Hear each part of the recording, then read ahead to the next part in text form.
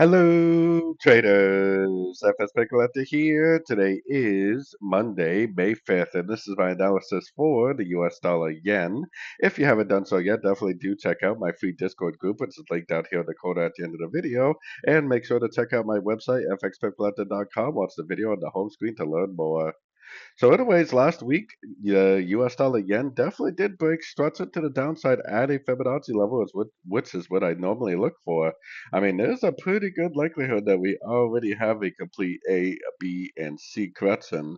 Now, if this really is a A, B, C correction, then from this point on, we should be making lower highs, lower highs, lower highs, and it should be trending. The definition of a trend is lower lows, lower highs. So as long as it continues to make lower lows, lower highs, lower lows, lower highs, lower lows, then that is a trending market. So as of right now, it looks like the end of an ABC. It bounced off my 50% Fibonacci retracement. If it doesn't continue to make lower lows, lower highs, then that could invalidate this as an ABC. But as of right now, it looks like a potential complete ABC. Turned right at my 50% Fibonacci retracement target that I was talking about last week. So, like I said, I would be looking for shorts right now. I think my bias would have to be down because it does look like we have three ways up to a Fibonacci level and a breaker structure to the downside. So, anyways, don't forget to like and subscribe. And as always, thank you for watching and happy trading.